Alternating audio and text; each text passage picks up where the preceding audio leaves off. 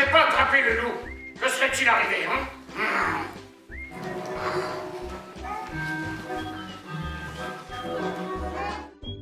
Depuis quand faites-vous ce spectacle? Depuis 2008. Il a été créé en 2008, ça fait donc... c'est la 17e année. Comment sont fabriqués vos personnages?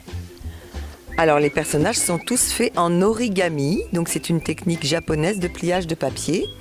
Ils ont été fabriqués par quelqu'un qui habite Metz, donc qui habite tout près de chez vous, qui s'appelle Aurel Duda, D-U-D-A. Il a un site internet, vous pouvez aller sur son site pour voir des plans de fabrication d'objets. Y a-t-il une différence entre l'histoire de Pierre et le loup dans votre spectacle?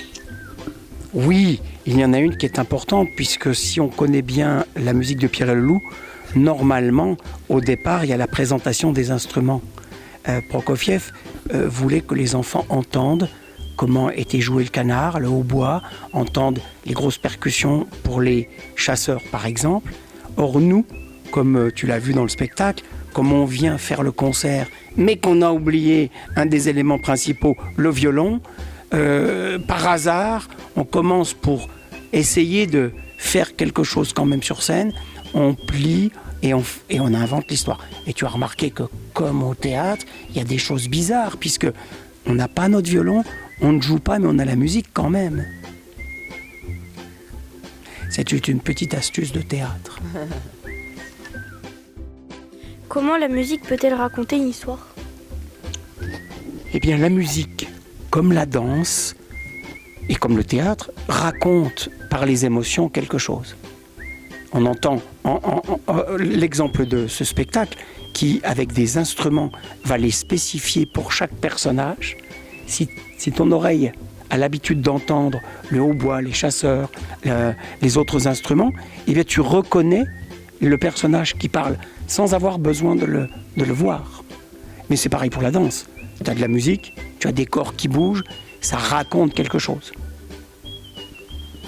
Je peux rajouter que Serge Prokofiev a écrit cette musique pour des enfants, pour expliquer aux enfants la musique, les instruments. Et donc, il a été très, très didactique en expliquant vraiment chaque instrument, chaque personnage, que chaque personnage était lié à un instrument et à une musique, à un son musical, quoi. Donc, c'était en plus fait pour ça, quoi. Avez-vous déjà fait d'autres spectacles en origami? Alors non, en origami, c'est le premier. Et ce qui est particulier, c'est que nous ne sommes pas marionnettistes. On est comédiens et on a travaillé avec quelqu'un, d'abord on l'a dit, Aurel Duda, qui fabrique l'origami, qui fabrique les marionnettes en origami, et puis avec un metteur en scène qui s'appelle Yannick Toussaint, qui lui est marionnettiste. En fait, on a appris les codes de la marionnette sur ce spectacle-là, qui n'est pas un spectacle de marionnettes, tu vois, énorme, où il faudrait vraiment travailler depuis des années. On a appris les codes, et je vais t'en donner un. Par exemple, quand tu entends la musique et que la marionnette bouge, tu nous oublies. On ne parle pas, on ne regarde pas le spectateur. C'est vraiment, tu vois, quand c'est l'oiseau, tu focalises. Ça veut dire que tu regardes l'oiseau voler et tu entends la musique et il ne se passe rien d'autre. Et seulement pour le loup, si tu regardes bien, on a un peu triché. En fait, on n'a pas triché.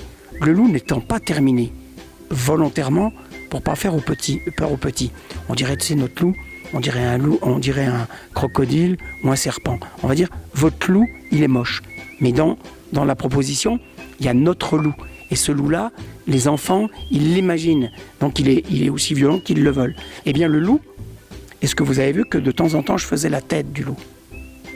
Je peux parce que la marionnette, elle n'est pas finie, elle n'existe pas vraiment. Donc c'est un peu moi, le loup. Alors que quand Pierre, le petit Pierre bouge, parle, Séverine, qui le manipule, disparaît derrière la marionnette. Donc voilà, c'était notre premier spectacle de marionnette.